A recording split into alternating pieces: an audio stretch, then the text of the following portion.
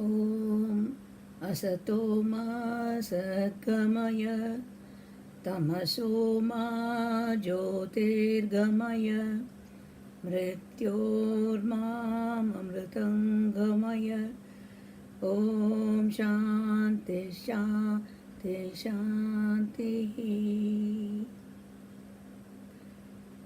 Today's JAAGRAN topic is why me? Indeed, a frequently asked question, whether from an 8-year-old or an 80-year-old. And a very pertinent question it is. What did I do to deserve this? Why am I being singled out every time for this, that, and 101 things? Why does God make me suffer so much in spite of praying so hard? Why am I falling sick so often? And 100 similar questions and complaints. All sounds too familiar? Certainly, we do find that the world is full of inequalities and the so called injustice. And we wonder, how could God be so unkind and so unjust? Well, there is only one pertinent explanation and the most satisfactory answer to this so called unjust treatment meted out to people, which is given by our great seers and saints and philosophers from our ancient Vedic scriptures. The answer is it's our own karma.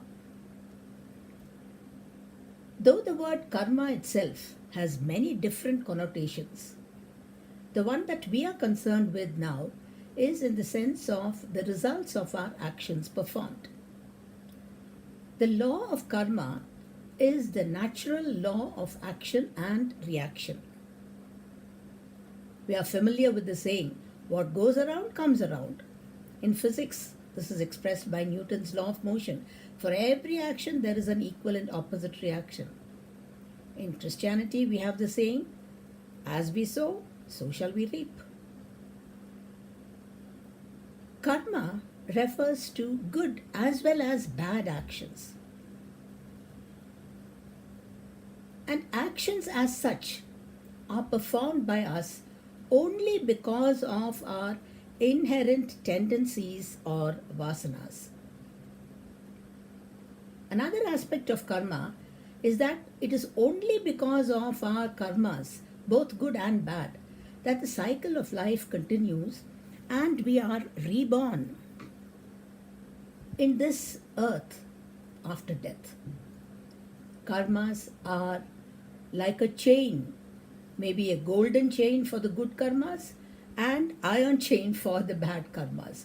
But anyway, it is a chain that binds one to the cycle of birth and deaths and prevent one's ultimate merging with the absolute. Only the actions of an enlightened soul will be free from karma and the resulting bondage.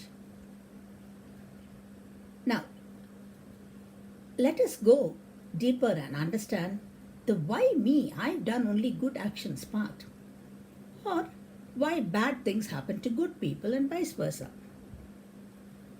An enlightened soul, a great seer and saint, His Holiness the great Adi Sankaracharya says, karma in the sense of results of actions performed is divided into three categories.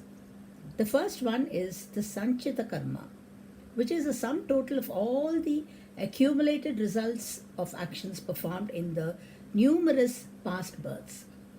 The second one is the prarabdha karma, that is those results of the past actions which have given rise to the present body. We are what we are today. That is because of the earlier karma that we have done. It is a portion of sanchita karma taken for the present birth. That is the prarabdha karma. It has to be exhausted in this birth itself. And the third is the agami karma or kriyaman karma or vartaman karma as people call it. This karma is the result of the actions performed in the present birth that will come to fruition in the future. There is a beautiful analogy to explain the three basic karmas. Imagine a quiver with a large amount of arrows in it. These arrows represent the Sanchita karma, sum total of all the karmas, good and bad, in this birth plus from the previous births.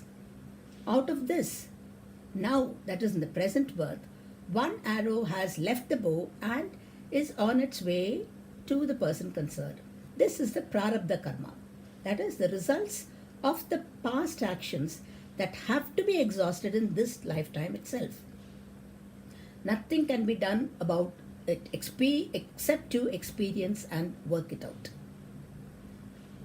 This explains, incidentally, why so many good and innocent people, even great saints like Sri Ramana Maharishi or Sri Ramakrishna Paramahamsa, suffer for no fault of theirs. And conversely, why so many bad people get so much good fortune, even though they are doing only so-called bad things. A second arrow, that is of the accumulated arrows of the Sanchita karma, has come out of the quiver and is about to be strung by the bow. But this arrow has not yet left the bow. This is the Agami karma or future or Vartaman karma. Let me repeat once more. Out of all the accumulated Sanchit karmas, a part has come out and is to be experienced in this birth. This is Prarabdha karma. Answering the question, why me? Another part has not yet come out but will soon come out. And this is the Agami karma. And it is this part that can be modified by us.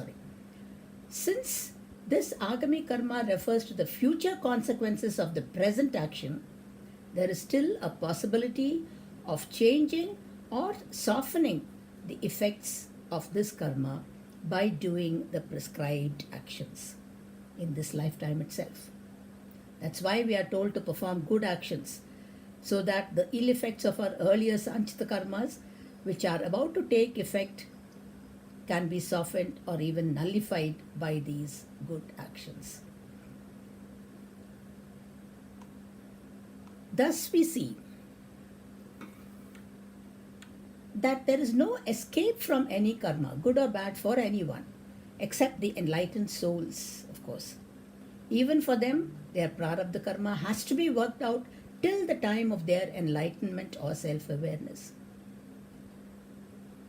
And of course, for the rest of us, the results of all our actions will come back to us some time or the other. And this is the only logical answer to why me. There is no God sitting high up in the heavens and punishing the good and rewarding the bad. It's absolutely illogical. So the best option now is start with good and noble thoughts, which will lead to good and noble desires, feelings and emotions. These are the vasanas which get imprinted in you.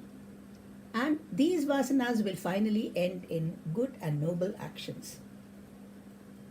Good and noble actions, what are they? Actions done in a purely unselfish manner for the greater good and without an eye on the rewards. These are the noble actions, and it is these noble actions which will slowly wipe away your previous bad vasanas and karmas. Hari Om Tat Sat.